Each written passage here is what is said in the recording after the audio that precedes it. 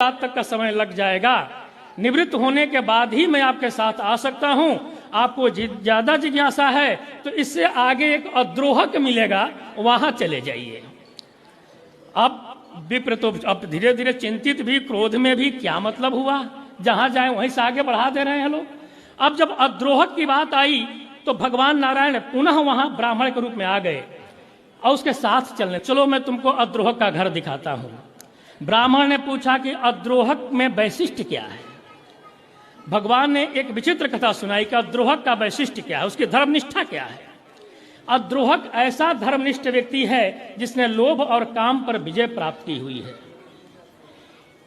एक राजकुमार था अद्रोहक के राज्य में, क्षेत्र में। राजकुमार की बड़ी सुंदर पत्नी थी, उसकी बड़ी तुलना बड़ा ही सुंदर वर्णन किया है। एक दिन 6 महीने के बाद राजकुमार को अकस्मात कहीं जाना पड़ा। पत्नी को सुरक्षित कहां रखे प्रश्न था। समाज में बड़े दूषित लोग थे। वो पत्नी को लेकर पहुंचा अद्रोहक के पास कि मेरी ये तरुणी पत्नी है, सुंदर है, समाज का वातावरण अच्छा नहीं है, मैं आपके पास सुरक्षित रखना चाहता हूं। आप मेरी पत्नी को सुरक्षित तब तक रखें जब तक मैं आ न जाऊं। अद्रोहक ने कहा कि महाराज, ये लंपटों का क्षेत्र है, इधर ये काम बड़ा ही मुश्किल है। उन्हें कहा कि नहीं, आपको करना है। तो अद्रोहक ने एक शर्त रखी कि महाराज मैं करूंगा, लेकिन इसकी रक्षा के लिए मुझे अनुचित व्यवहार भी करना पड़े तो भी करूंगा। यदि आप अनुमति देते हैं तो। आप शब्द सुने और उसका वैशिष्ट्य देखें। ये पत्नी की तरह मेरे बगल में सोएगी और अनुचित व्यवहार एक तरह से हुआ है, हम करेंगे। ये आपको मंजूर हो तो आप पत्नी को हमारे पास रख दीजिए, और नहीं तो आप कहीं और लेकर जाइए। राजकुमार ने कहा कि हमें स्वीकार है, आप मेरी पत्नी को रखें, क्योंकि उनकी धर्मनिष्ठा पर उन्हें विश्वास था। राजकुमार चले गए। 6 महीने तक एक भाग में पत्नी सोती थी, एक भाग में राजकुमारी सोती थी।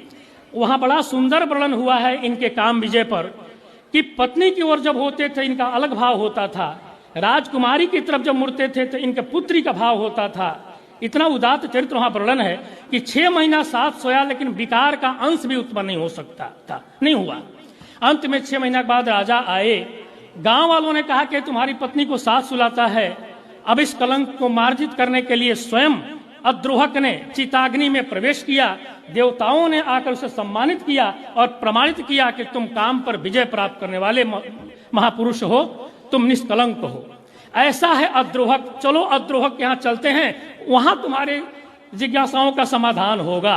अद्रोहक के यहाँ गए, वहां भी समाधान नहीं हुआ। मैं संक्षेप बोल दूं, समय अतिक्रांत हो रहा है। अद्रोहक के यहाँ गए। अद्रोहक ने कहा कि भाई मेरी व्यस्तता है, आप आगे चले जाइए, एक पुरुषोत्तम मिलेंगे, वो आपका समाधान कर देंगे। पुरुषोत्तम के पास जब गए भगवान ने, तब पुरुषोत्तम ने कहा कि आप जिस जिज्ञासा के लिए यहाँ आए हैं, इसके समाधान के लिए उसी मूक चंडाल के पास चले जाइए जहां से आप चले हैं। अब सोचिए, जहां से चले हैं, लूडो खेलते हैं ना, ऊपर जाते हैं फिर नीचे आ जाते हैं पूंछ पर। आप वही मुख चंडाल के पास जाइए जहां से आपने यात्रा शुरू की है। घबरा कर कहा कि हाथ जोड़कर भगवान अब क्षमा कर दीजिए, हमारे कल्याण का मार्ग बता दीजिए, अब मैं नहीं चाह सकता। तब भगवान ने यहाँ माता पिता की सेवा का बड़ा सुंदर वर्णन किया है। 30-32 श्लोकों में वर्णन किया है। उसका एक सार में बता करके एक श्लोक सुनाऊंगा। अंत में भगवान ने कहा है कि देखो, हमारे नाम में भी शक्ति, हम सबको बचा सकते हैं, लेकिन जो माता पिता का अपराधी है उसको नरक में जाने से मैं भी नहीं रोक सकता।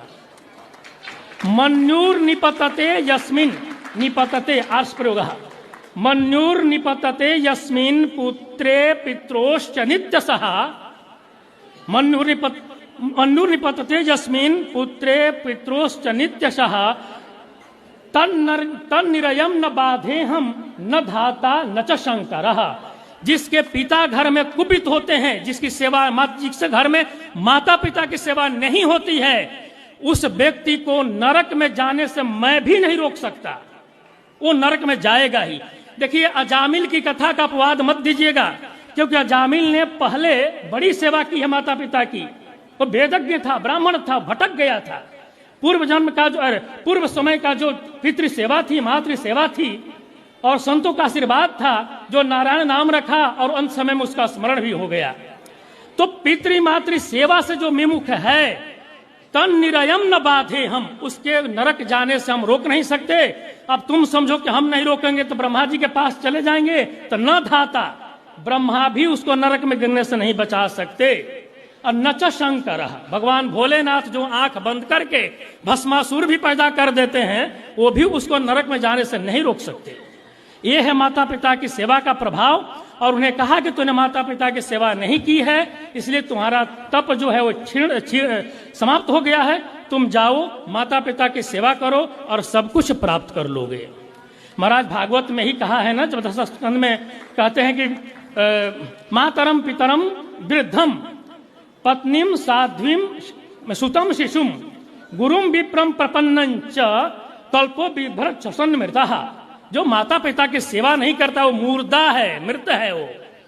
और यही नहीं, मुर्दा के बाद भी यदि वो मर कर जाता है, ददाति वृत्तिम न, जो माता पिता की जीविका नहीं देता है, सो मांसम खादयंती ही, मरने के बाद यमदूत उसी के मांस को नोच करके उसको खिलाते हैं, खाओ। तो इस तरह का वर्णन हमारे शास्त्रों में है। तो माता पिता की सेवा का क्या महत्व है, उसमें विस्तार से वर्णन है, आप देख सकते हैं। यही नहीं, गो की चर्चा हुई महाराज, गाय श्रेष्ठ क्यों है, अनेक कारण है। उसमें से एक कारण पद्म पुराण में भी वर्णित है, 18वें अध्याय सृष्टि खंड में, कि एक नंद बाघ था, नंदा नाम की गाय थी, उसने सत्यनिष्ठा नहीं छोड़ी। जब बाघ के सामने आ गई, उसने कहा कि मैं खाऊंगा। नंदा ने कहा, नंदा नाम की गाय थी, उसने कहा कि हमारा छोटा बच्चा है, वो मेरी प्रतीक्षा कर रहा होगा, आप मुझे क्षमा कर दीजिए, मैं जा रही हूं अपने बच्चे को दूध पिला करके और सखियों को सौंप दूंगी बच्चे को, आज जो तुम दूध पी रहे वही अंतिम दूध, यदि तुम चली जाओगी तो भी मैं मरूंगा ही, इससे अच्छा है कि मैं जाऊंगा। माँ के मना करने पर भी वो बछड़ा अपनी माँ की रक्षा के लिए बाघ के सामने चला गया। वो जानवर है और आप माता पिता की उपेक्षा कर रहे हैं, माता पिता की उपेक्षा कर रहे हैं और कल्याण का मार्ग है, बिल्कुल नहीं। माता पितरो वही देवता कहा गया है, पिता माता देवता है महाराज। खैर, अब मैं ज्यादा कुछ नहीं बोलूंगा, श्लोक एक सुना करके क्योंकि कविता तो बहुत है महाराज। इसे एक निवेदन करूंगा यदि संभव हो तो, क्योंकि भगवान की कृपा आपके ऊपर है। अब या जितने हो सके उनको चुन करके पहले, इससे क्या होगा कि एक साल में 6 पुराणों पर भी हो गया, तो इससे क्या होगा कि एक साल में 6 पुराणों पर भी हो गया, तो 2-3 साल में 18 पुराण हो जाएंगे। फिर इसके आगे हम उप पुराण कर लेंगे, फिर उप पुराण कर लेंगे, उप पुराण, 72 पुराण पर बड़ा एक कार्य हो जाएगा। क्योंकि 72 तो छोड़ दीजिए, 18 पुराण भी लोग सेवा पर लेकर आना है। आपको स्कंद पुराण के 7 खंडों में सम्मुख खंड से लाना है, निर्धारित कर दिया जाए तो 4-5 साल में बड़ा एक अच्छा प्रकाशन भी हो सकता है, बहुत अच्छा संकलन भी हो सकता है। और पुराणों श्लोक सुना करके एक भजन गुनगुना करके बंद करूंगा। गुरुजी आपने जो आज्ञा की है जरूर ये दास करेंगे। बिल्कुल ऋषि जी, वो सभा उतरिक ना एकदम वास्तविकता हो, कुछ सामने निकल कर आए कि इस पुराण में क्या है, जरूर, और कार्य कुछ सामने लाए कि हमारे शास्त्रों में। एक आदमी तो सारे शास्त्र पढ़ नहीं सकता। चलिए एक श्लोक के साथ माता के महत्व पर।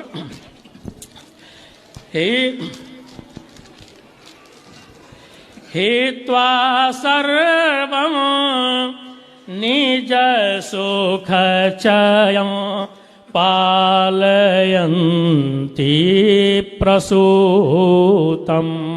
माता कीदृशी भवति, हेत्वा सर्वं निज सुख चयं पालयन्ति प्रसूतं। सोढ्वा सोढ्वा व्यसनवलयं पुत्रसौख्यप्रदात्री।